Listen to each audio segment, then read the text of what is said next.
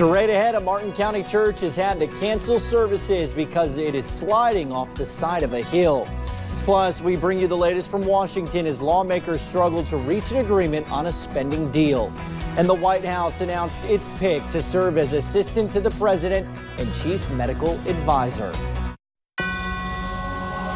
Dedicated to Eastern and Southern Kentucky, this is WYMT Mountain News This Morning.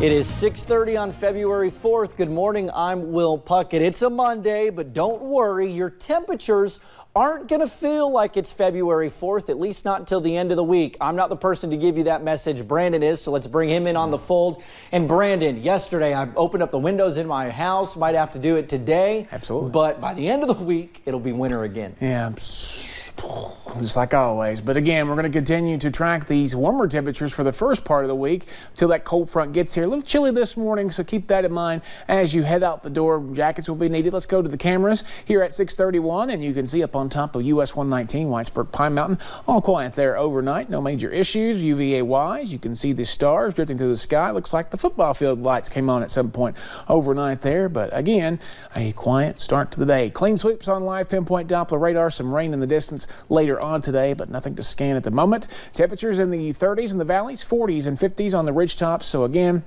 if you're up a little bit higher in elevation, you'll be a little bit warmer. Down in the valleys, a little cooler this morning. Some visibility issues down toward Harlan, down to 2 miles visibility. A little bit of trying to set up here outside of our WYMT studios in Hazard, but again, patchy, so be careful of that as you head out the door today. 65 this afternoon. Dry start to the day, gives way to increasing clouds and some rain chances late, scattered chances, and then those chances will linger into the nighttime hours, so we drop into the low 50s. The rest of the forecast on the way here in just a few minutes. Will? All righty, Brendan, thank you.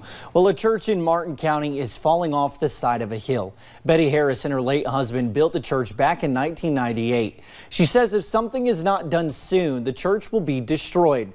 The slip happened in April of last year. In October, they had to cancel services due to the slide. Harris says it is heartbreaking to see the church in this condition.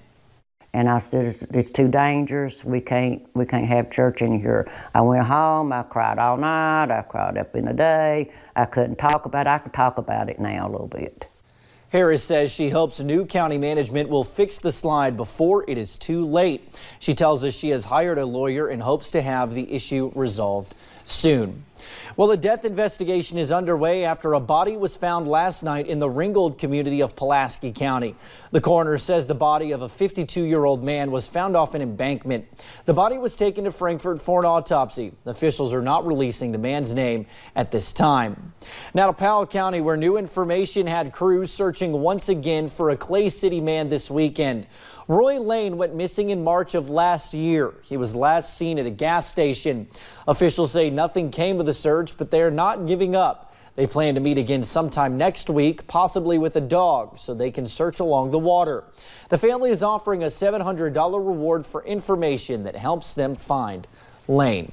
Well, police arrested a Somerset man when he was found with 11 guns and ammunition early Sunday morning.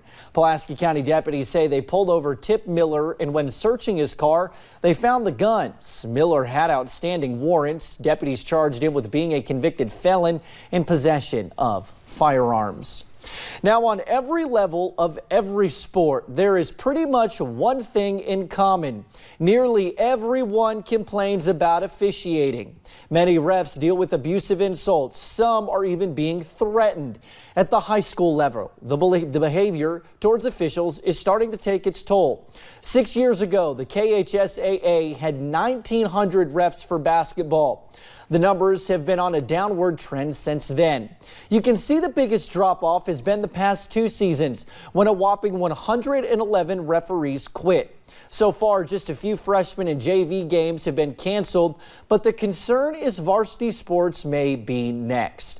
Miranda Combs investigates the referee crisis and why moms and dads are being told to cool it. Good luck.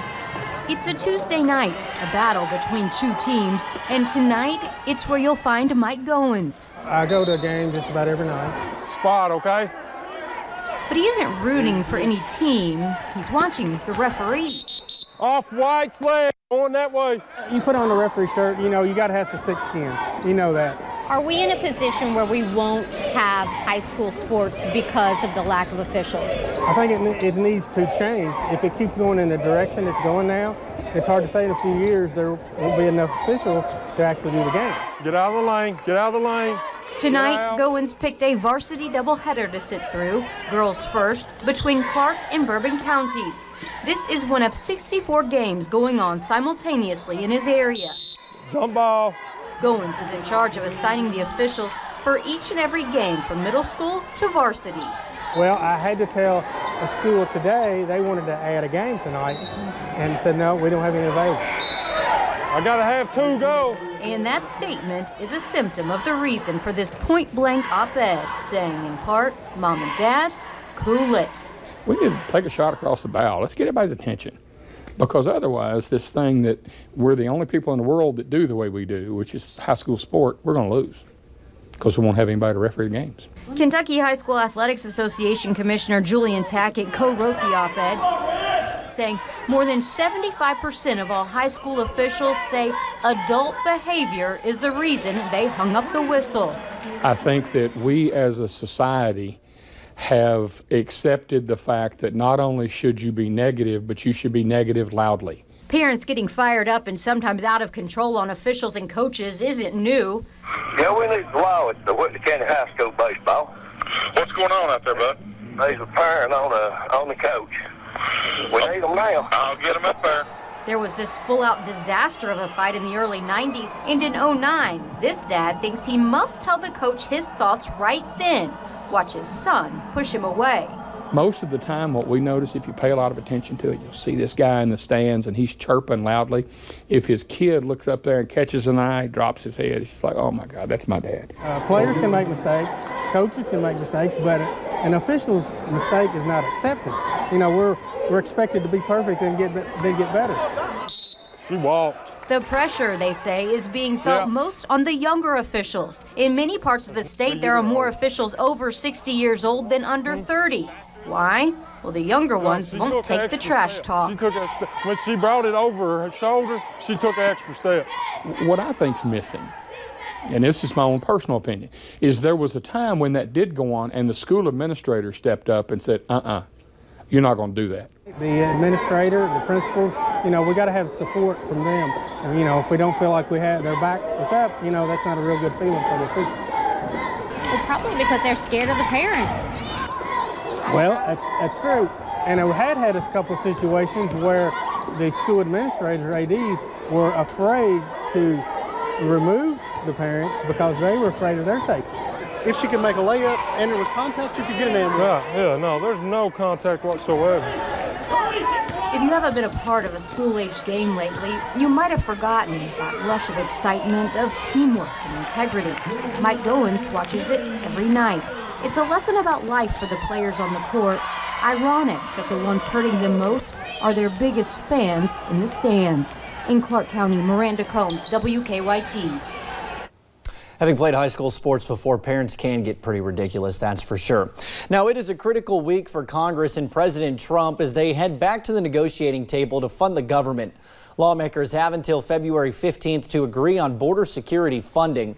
The government was partially shut down for more than a month after Democrats refused to fund a border wall. As congressional leaders return to Capitol Hill to work out a deal, President Trump appears to be signaling a border wall or nothing approach to the negotiations.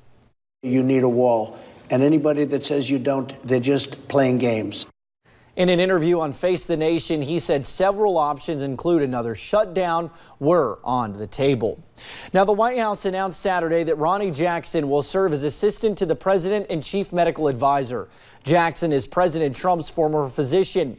The appointment comes less than a year after Jackson withdrew from consideration as the president's nominee for Secretary of Veteran Affairs over allegations that he was abusive towards colleagues, loosely handled prescription pain medications, and was periodically intoxicated.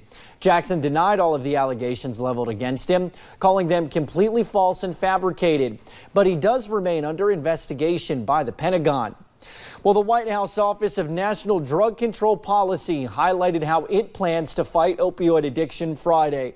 The agency issued its newest national drug control strategy the same day its first permanent director since the Obama administration was sworn in. Its goals include reducing opioid prescription fills by 1/3 and improving access to evidence-based addiction treatment.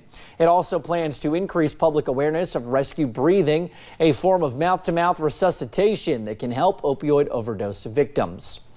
Meanwhile, a Hawaii lawmaker has announced her campaign for the presidency. Democratic Representative Tulsi Gabbard officially launched her 2020 campaign in Hawaii, drawing on her service in the National Guard for guiding principles. Well, thank you for waking up with us on Mountain News this morning. We will have stories trending on WYMT.com in just a few short minutes. Also coming up, General Motors is expecting lower earnings. Now they're laying off thousands of employees. And Apple announces that FaceTime will soon be safe to use again after a bug caused privacy concerns.